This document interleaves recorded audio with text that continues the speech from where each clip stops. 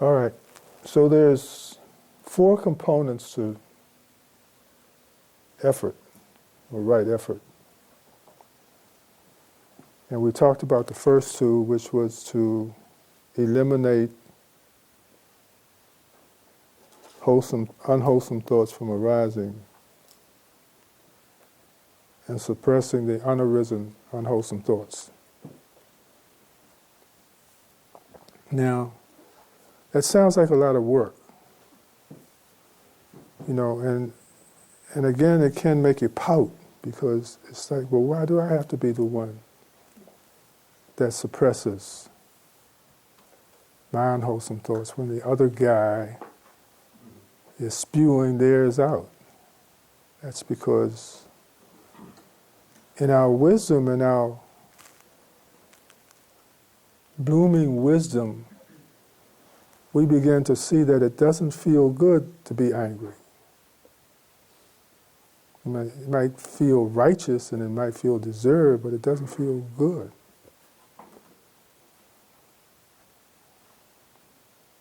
And so you're at this point where if anybody gets angry, it's you, because you feel bad and I don't feel anything.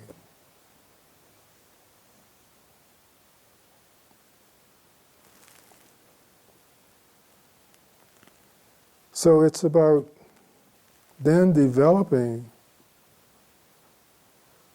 wholesome, unarisen thoughts and strengthening or conditioning wholesome thoughts that have already arisen. So we're beginning to learn how the mind works. We're beginning to see how the mind works, how consciousness works, and how there are people who will say,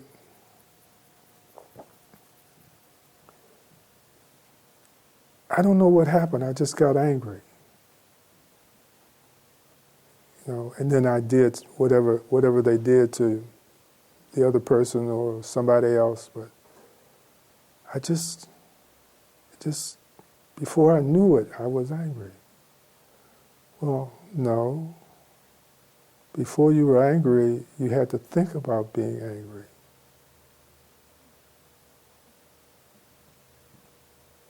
And the whole purpose of practicing mindfulness, being present in the moment, is so that you are there as an observer and that you can change the channel if you want to.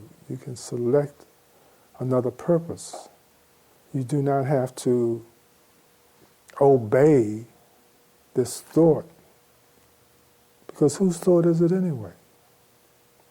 You might think it's yours because you're having it, so you take ownership of it. But where did it come from? So we begin to say, you made me angry. No. You made yourself angry. And when you begin to see the influence and the power of that, how that is carried to its own direction, you begin to see that, well, if I don't think angry thoughts, then I can't be angry.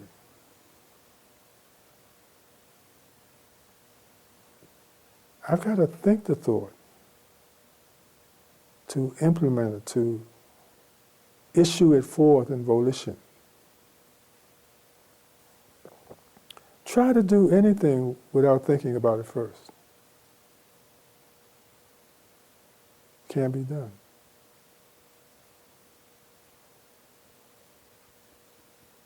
So it says,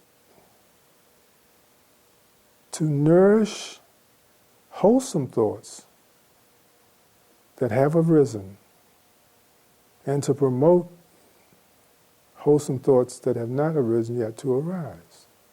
So how do I do that? I meditate on loving kindness, compassion, altruism, equanimity. I meditate on angels, Jesus, Buddhas,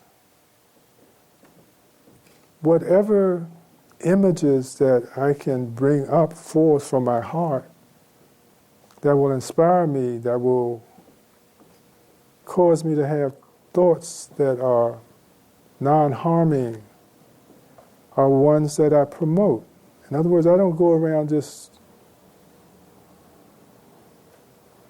thinking about whatever, thinking about what's on the radio or what's coming out this car, this bar, or this club, or what I hear on news.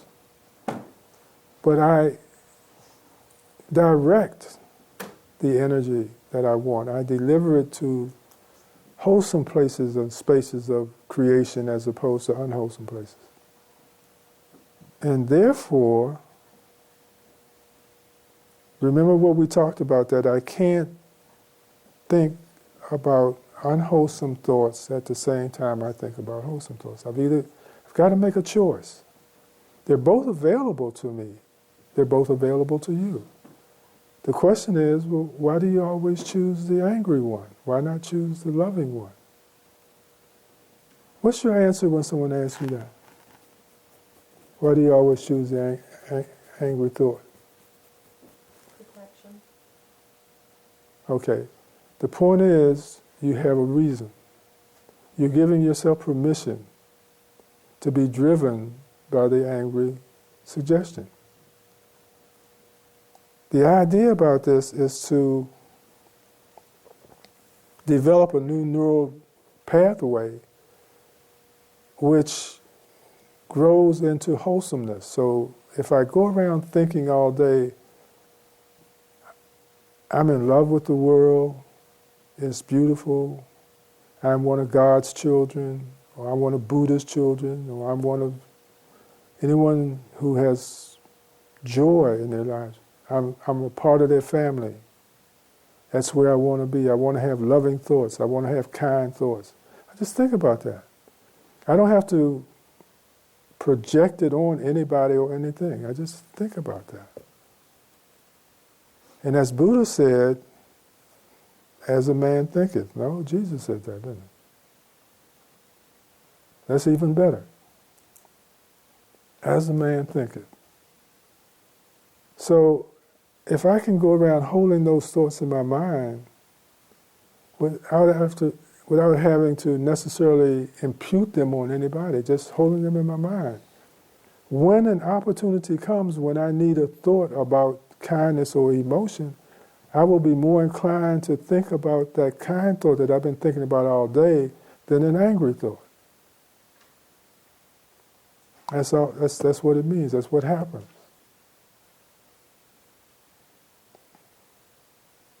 So, what I think about is what I project.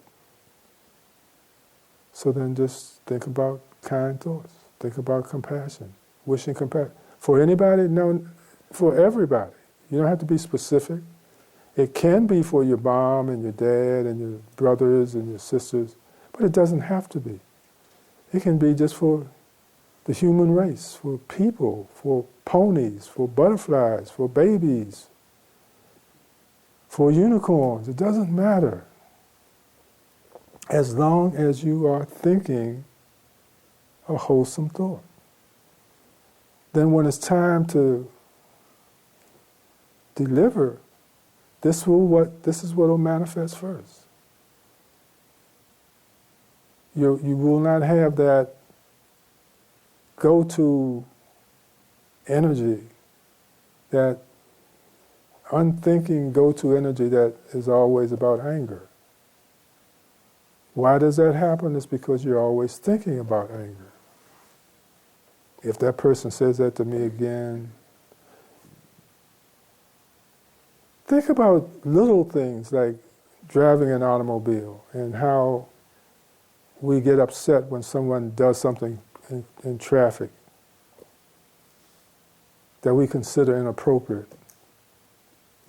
And how often we think about that, even after the car is long gone one way and you're going another way, how you're still thinking about that thing. And that's how we encourage and we energize and promote the flavor of the thought that we have. Before we even spew it out, we develop it, we manufacture it, we tinker with it, we color it in the mind.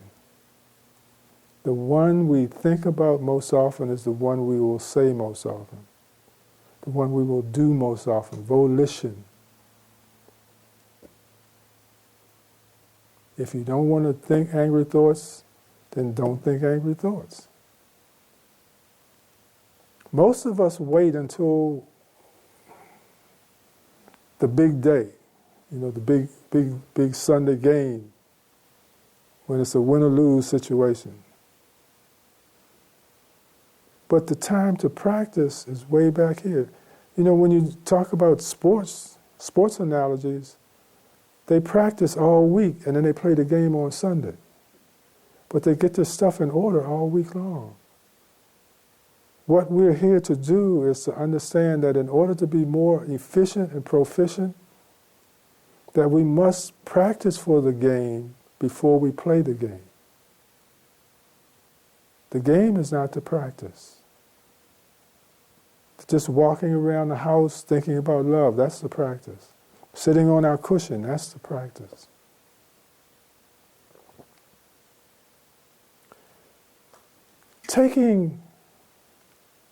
Making dry runs. In other words, you have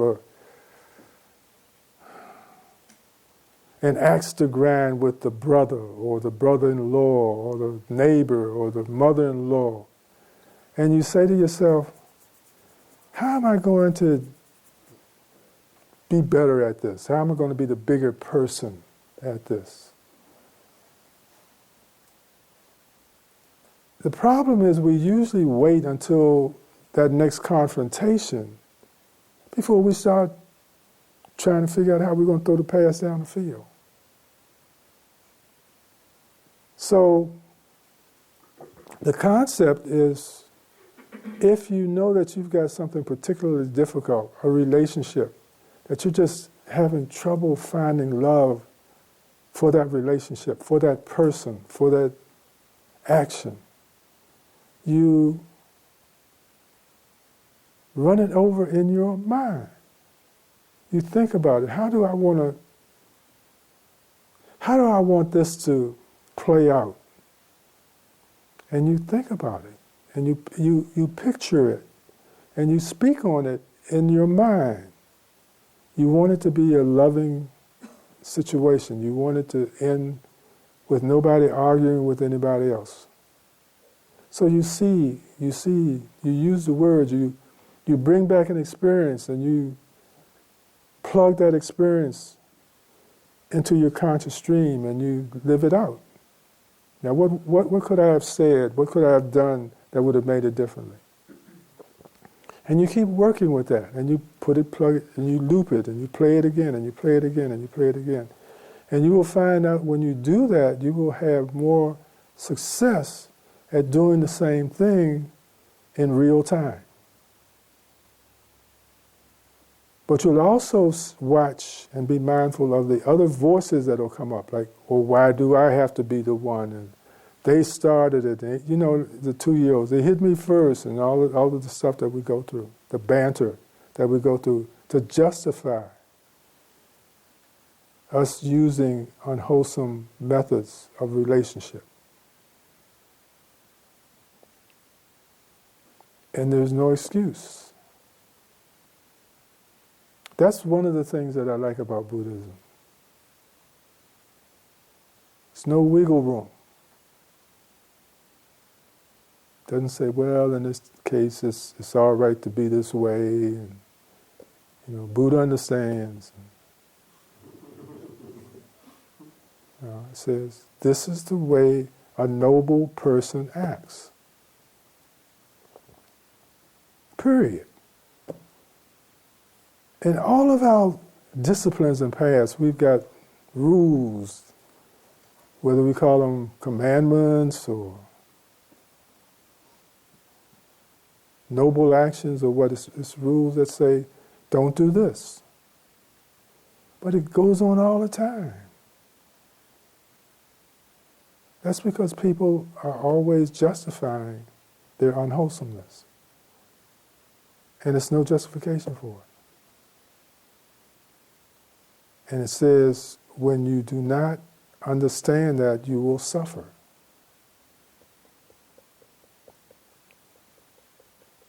You will suffer. Not the other person will suffer, but you will suffer. We're all responsible for our own deeds. We're all responsible for planting our own seeds of volition. I can't use you as an excuse for me doing wrong. That's not going to work. That's just going to put us both in a hell realm.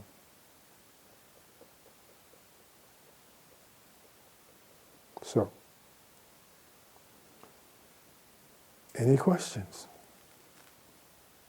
Yes, Joe. What are the four? Oh, okay. Have you covered all four? Yeah. Oh. What are they? For those that are writing, I have number 1, and I have a half a page of notes, which might have been all 4, I'm guessing. No, that's okay. It's all right. So you have to keep unarisen, unwholesome states from arising. That's the first one. Cultivate the antidote is the second one? Yeah, well, that's the same thing as Okay.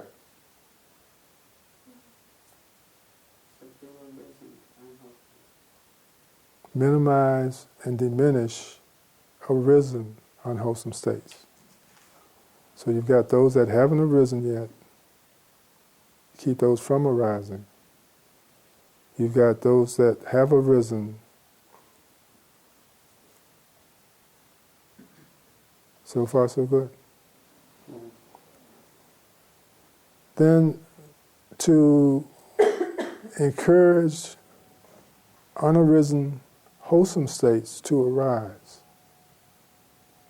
and to nurture arisen, wholesome states that have already come into being, to nurture them and to plant. So doing your loving kindness meditation would be a way to nurture arisen, wholesome states that will make them grow. Okay. So do you see if a person would just focus on the arisen, wholesome, and the unarisen, wholesome, they got the other two covered.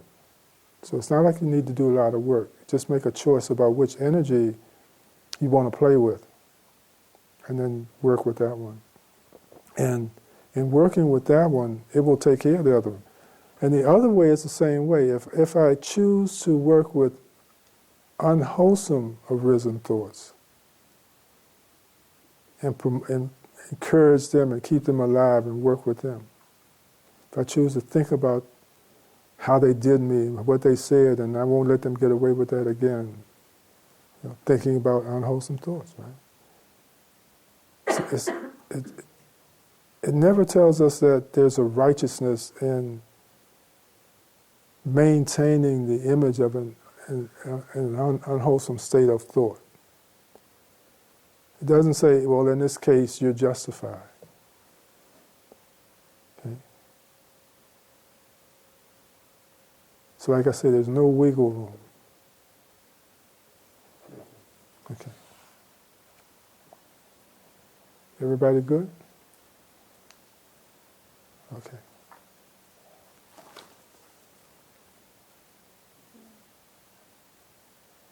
Okay.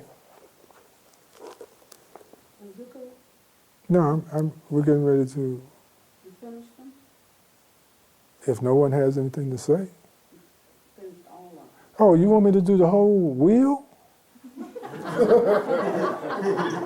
No, I thought you were going to do some of it. We're No? gonna do something with them, but not the explanation. Okay, So when we start this afternoon, we're gonna work on the effort off the pillow. okay. So we can think about loving kindness and all of that, yeah, but how do you do loving kindness off the pillow? And that's where we're gonna spend. Oh, okay. All right. Well, we've got faith and we've got effort. We've talked about those two. Concentration comes from the correct practice of effort.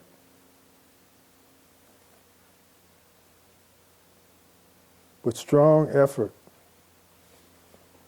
Because what are you doing when you're working with strong effort? When you're keeping effort in mind, you are concentrating on the object of effort, of wholesomeness. That's your object. And what we're talking about is the difficulty we're having with keeping our focus on wholesomeness. We've always got a reason for acting unwholesomely.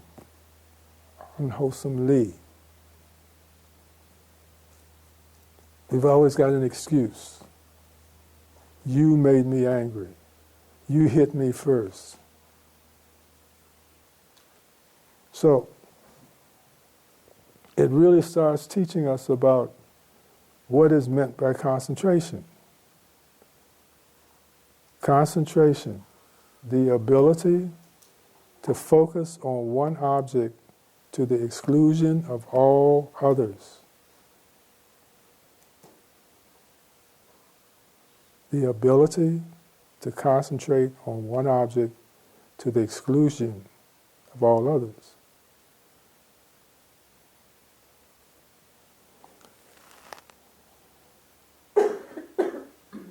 Do you see how wonderful that technology is? Whenever you catch yourself, whenever you become mindful of your slipping, you know, the slipping of the mind where you're starting to think about unwholesome things, you catch it, but because of your practice, your skillfulness and concentration, you can immediately go from one, you realize, you evaluate one as threatening to yourself and to others, and you immediately choose to think about something else. Putting your attention on an object and maintaining that attention on that object, concentration, to the exclusion of everything else. That's all of the other funky stuff that can come into the mind about justification. They did that to me, so they deserve my ire. No, there's no wiggle room in this. Somebody's got to do the hard work, and it might as well be you. Right? We've walked the earth enough, caused enough distress. It's time for us to pay our dues.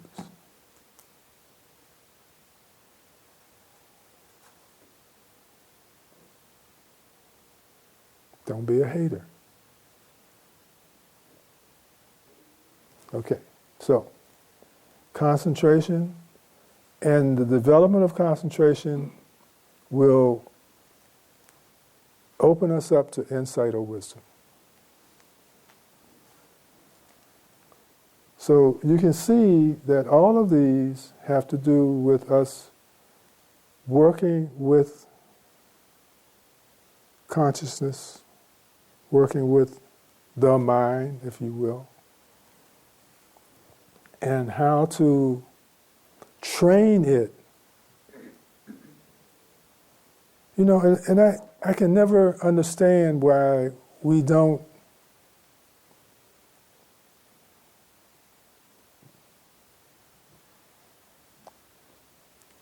think about the necessity to train the mind.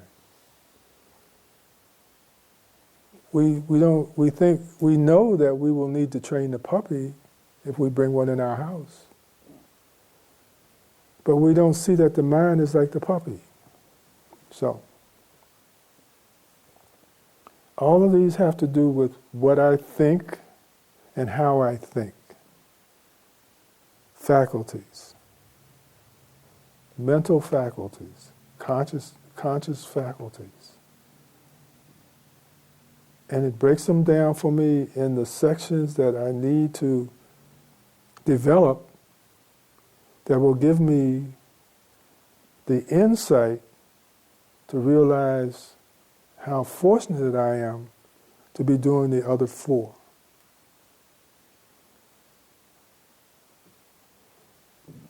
We must keep a balance between faith and wisdom. So in other words, we don't live in blind faith. It's not about blind faith. It's not about believing something because somebody told you or because I told you. It's not about that. It's about the willingness to try it for yourself, to see if it works for you. That's how we have a balance, a tuning, if you will, between wisdom and faith. Effort and contemplation or concentration is more about conscious energy.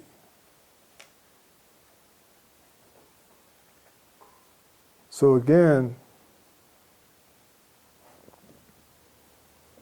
there's a certain amount of effort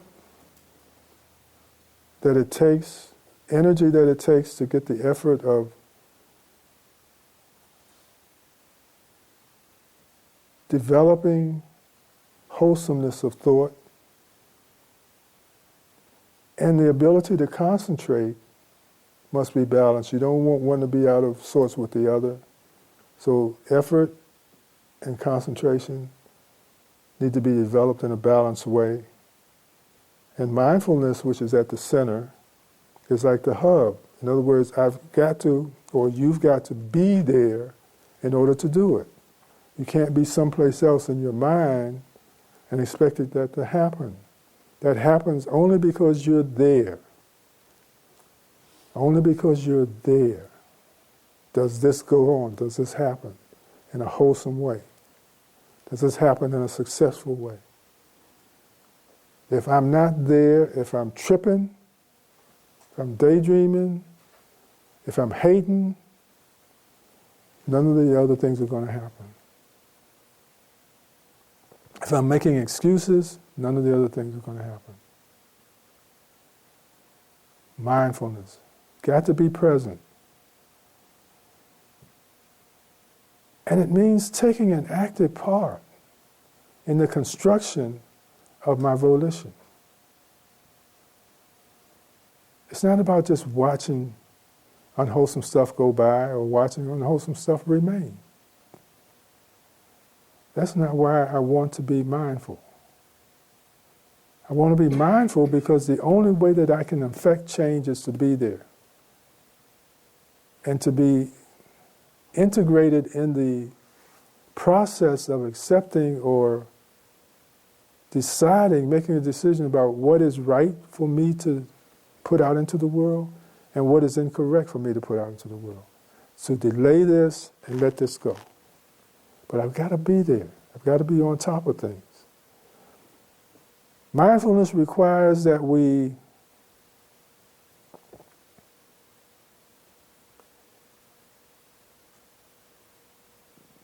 accept what is present. But it doesn't say we can't change what is present. We have to accept what is present, and we've got to accept it in order to change it. So in other words, being mindfully in the center and seeing unwholesomeness arise, you see it as unwholesome, but you're also there to change it into wholesome thoughts. You don't leave it in unwholesome mode.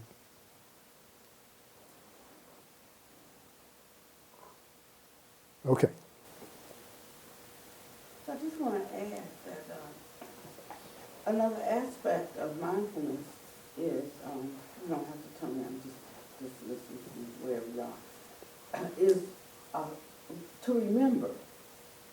So what are you remembering? You know, like we think of all the right things we're going to do and say this afternoon when we go back to that terrible situation, you know, and we're going to like breathe life into it because we just had a Dharma talk or something like that. But when we get there, we forget all of that. All of that's gone. And we're there, present in that moment, but we didn't bring with us, you know, the remembrance of what we are holding fast to. We can't remember the kind of effort that it takes right now. We can't place our mind and keep it fixed on the good thought or the benefit of the doubt. I mean, I can give somebody the benefit of the doubt just as much as I can not give them the benefit of the doubt. Which one will I choose right now? You know, so where am I in this moment in terms of remembering all of the things that I'm practicing, all of the things that I'm standing for, all of what I actually believe is worth, it's worth the investment. But in that moment, I forget. So sati is being present right here with this right now. We remember the things that we should forget because of the lapse in concentration and being able to keep our mind, you know, around the wholesome, right? So we like just slide off into the wholesome, like for instance, self-preservation, or for instance, fear. Why do I get angry? When you said, sometimes when you're fear or you're out of fear for your safety. Well, if I was really right there with it, I know when the bear comes, no need to get angry, run. Or well, they say when a bear comes, don't run, actually. But you have to know the right thing. So the mind is telling you to get angry, but anger's not helping that situation. You know, so we lose our sense. You know, and so part of this is being able to hold fast to that, not to be forgetful hearers, and to keep murmuring, mumbling, repeating, put it in a song, make a rhyme about it. You know, the teachings that can sustain us so that in that moment, they're right there. We can pull them right up. They're right there. And that's how these faculties become power.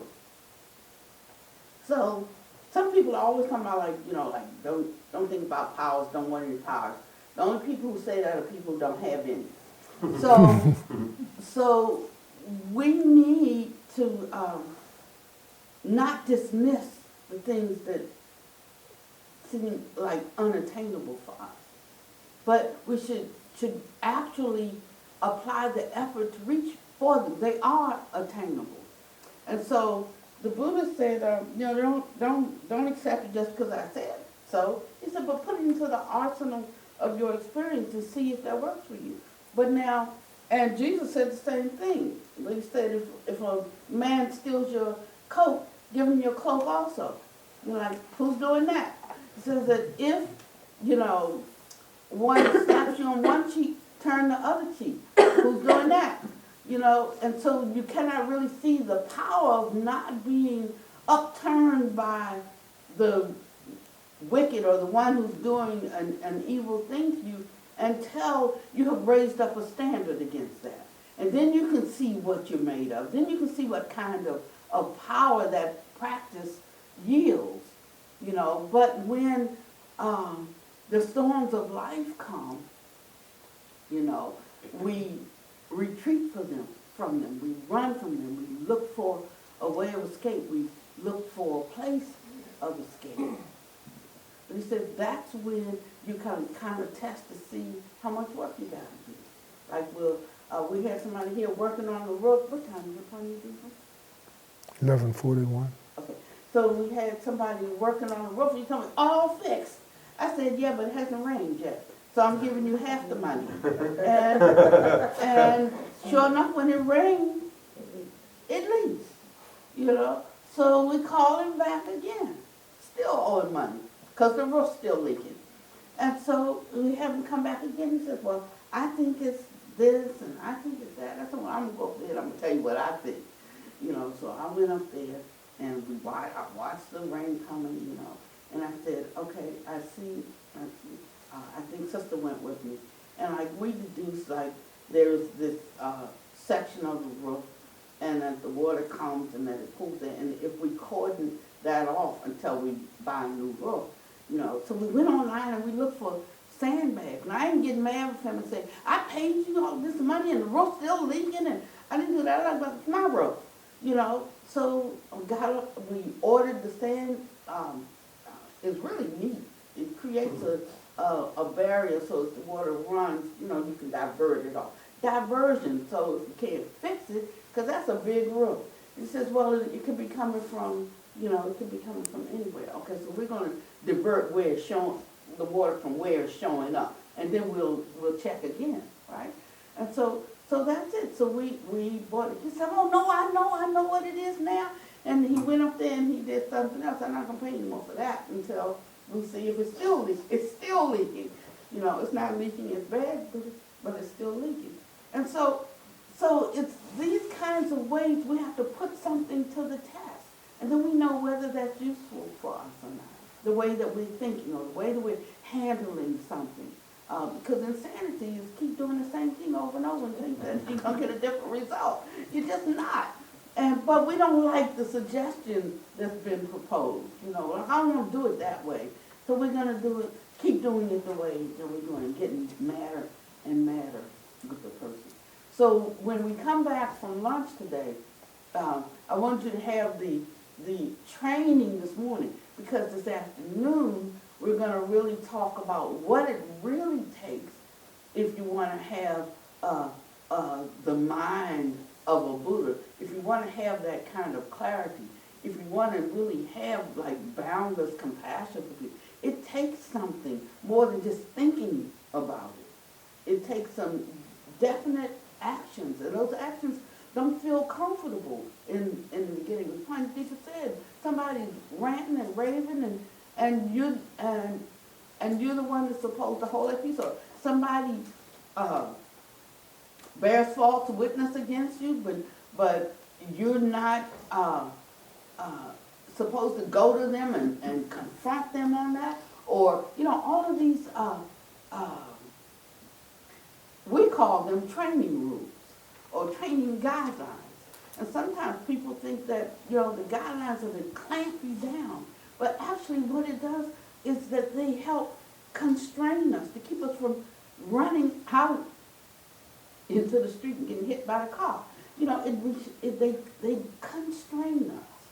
So more so constraining rather than restraining, you see. And when like when they, in India, when they train an elephant, they start with a chain, a real sturdy chain that he can't break, And then later they move and make it like a rope, And then later they can just put a little string around him. And he will think, you can't break that string. Should not break that. Should not. And that's how they train them.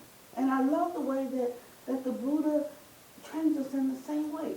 I love what Jesus did because he gave an ideal, and I'm going to share some of those with you. And then, but I used to say, this is the ideal. This is absolutely what I embrace. This is what my heart tells me when my head is telling me to do something else for protection, But this is my ideal. My problem is I don't know how to get from here to the ideal. And the Buddha comes along and says, you got to train your mind. He said, you're going to have to keep doing these things right here, these things right here. And he said, well, Jesus said all I had to do was depend on his completed work. That's not what he said. One day somebody was knocking on the door and said, your sisters and your brothers and your mother's here. He said, who's my mother, my sisters, and my brother? He said, those who do the will of my Father. So he didn't say lay it all on me and you ain't got to do nothing. He said, those who do the will, that's my father, my mother, my sisters, and my brother. So there is a requirement, but he's saying that if you get the right charge And if you cultivate the heart rightly, then you will be able to stand up to the task. And the proof will be in the pudding. So it won't talk one thing and do another. No. And so this afternoon, and we're getting ready to break now, we're going to break up into some sets, but after we talk about some of the ways that we train ourselves in the real world. Yes. So I probably should have asked a question sooner, but if we're about to break, I don't know if now's a better time or after, Now. but I had mentioned just like I've been finding doubt as a substratum to my whole practice that I didn't realize was there, because for so long it just seemed like truth. It seemed like, oh, I'm bad at concentration, I just can't follow my breath. And I've tried for years, and I can't. And it just became so true. And like moderation in eating and some other things. The thing is that love and kindness, that came really easy. Aversion is not my issue. I mean, I have some aversion. But like that actually came, I didn't struggle with that the way I've heard others struggle. Whereas like deciding, I'm just going to, stop this thought, to say I'm going to get up at this time, if I'm not with other people, I have a really hard time. Although I've started to really have a big turning point this year, and the fact of even seeing that a lack of faith has been underlying that, I feel is huge. But I'm realizing that it's taking these years and years of practice to even see. I mean, I love this teaching, beautiful, I've heard it so many times, but I didn't realize how deeply I need to go into it until I'm 15 years into practice, and I'm just starting to realize. I mean, we're always learning something, right? So I just, like the nuances of how to actually even engage some of these aspects, or like effort used to just like, I used to be scared of the word, I'm starting to get some capacity in it. But especially, like the subtleties of doubt and how lack can just feel like truth. And so it doesn't even get questioned. I didn't question it. For years I'd see teachings on faith and be like, oh yeah, like I have faith in the Buddha's teachings, they sound good, I'm putting myself into them all the time. But I didn't know that there was like, I guess I feel, my experience is that there's so many layers of different thoughts and different motivations happening kind of all the time, and I thought that there was just like one. So I would notice one layer and not realize that there was many other going on a bit more subconsciously. And so I was kind of throwing something really big out there, but it's both. Still brings out like a really intense sense of almost panic around this powerlessness, and yet the fact that I'm even seeing it, I know means that it's changing, and I have started to experience being able to just sit and go, no, I'm not going to send my thoughts there. Just in this last year, for the first time, in a not a repressive way, but a real freedom kind of way, and yet the belief is still stuck of like, I can't do this. No, wait a minute. Actually, I just did it like 10 times this morning, But just this, I guess the subtleties of this is where I feel like I'm growing a lot, but still have a lot of stuckness, and hope that maybe through the rest of the week, or maybe just saying it out loud, and I know it's lunchtime. But I hope, that's where my heart is really kind of grappling with and really wanting to dive in, because I feel that like I said, seeing it is already such a big part of transformation, and yet I still feel like a mucky middle ground. Okay. Yeah. We can think about what we have or what we don't have. What I've developed yet or what I haven't developed yet. And so, why don't you stick with the complimenting yourself on what you've accomplished and what you're experiencing, and stay with that. The doubt is generated because I'm thinking about what I haven't done yet, or what I haven't accomplished yet, or what I should know by now and I don't. So leave that alone, because thinking about certain things will stimulate doubt. So stick with what you have done, what you do see that's good, that's progressive, and just keep working with that. And what that'll do is energize and encourage more success to come out. Yeah. So if I'm doing this, then I'm distracted. But if I'm just doing this, right? So just do this. Think about the good stuff. Okay. Real quick, if I could, Sure. while we're on this topic. So you mentioned the relationship between concentration and wisdom. Yeah. Wisdom is the fruit of concentration. Concentration is the fruit of effort. Is right effort the fruit of faith or firm belief? Yeah. And can we then kind of make a feedback loop and say, once I get a little wisdom, that feeds my firm belief and strengthens my faith, which leads to right effort. You know what I'm saying? Yeah, And sure. concentration and wisdom and like this. Sure. Go like that. You can do it in any way that works for you. The Dharma's a lot like a sling. It's like this. It just goes round and round and round. And these, we think it's like stacked, or like it's Linear. but it goes around and around and around.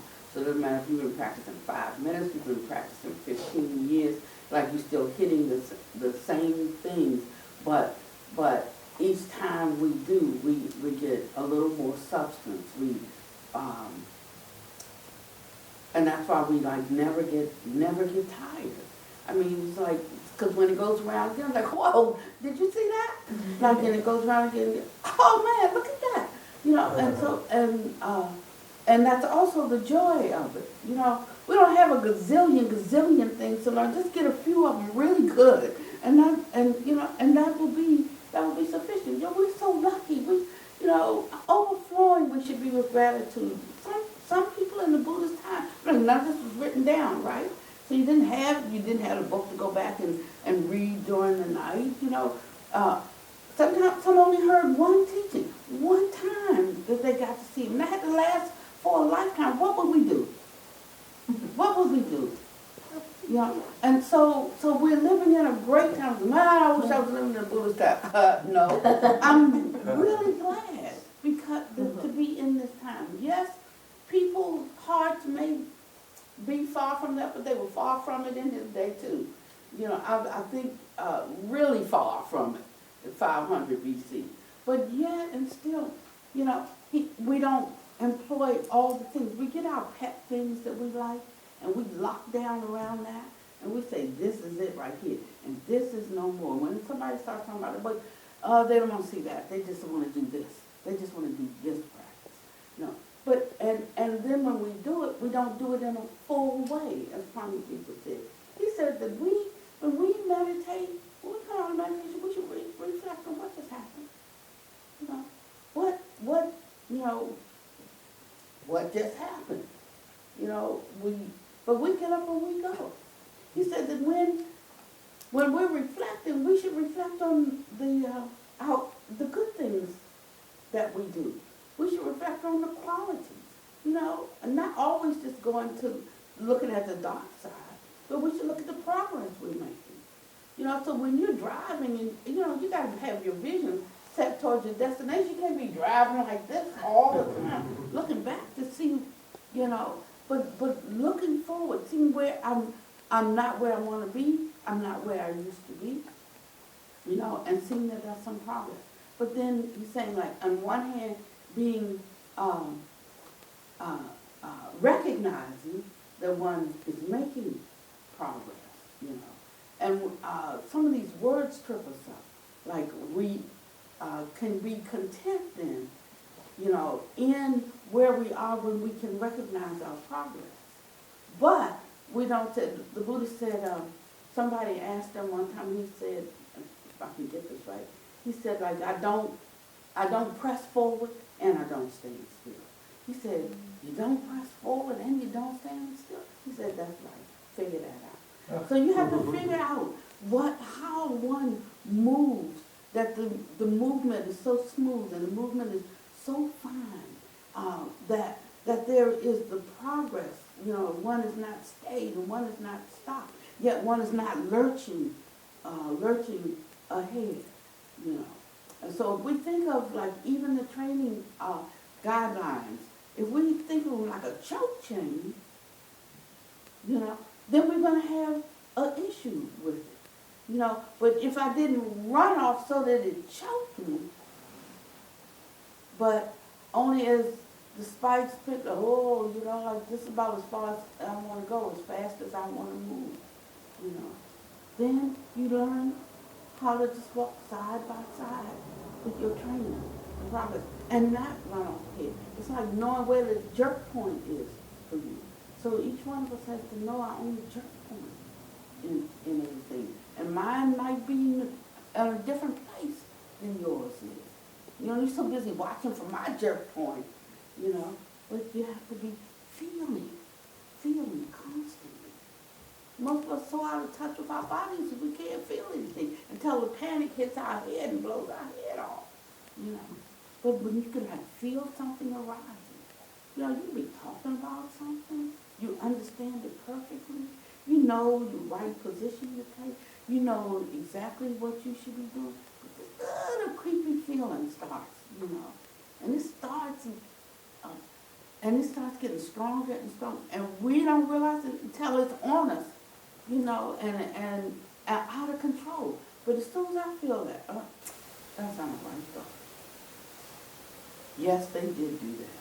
Nevertheless, this is what I will do. You know, staying, that power of concentration to stay with one's own good wish, irregardless of what the other one is doing. That's not an easy thing. It's not an easy thing. So one time,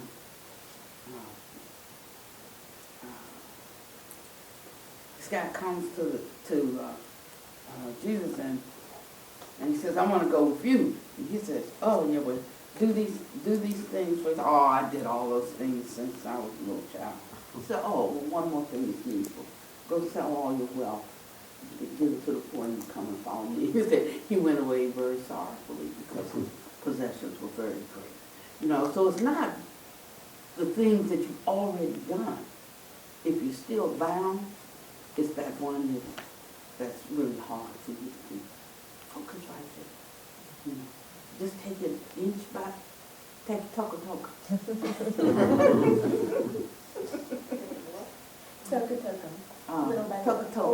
That's her name, Toka. It means little by little. We named her that for a reason. So just take it toka. Okay, so there you have the main, I go through that now. See what time this morning. Thank you so much.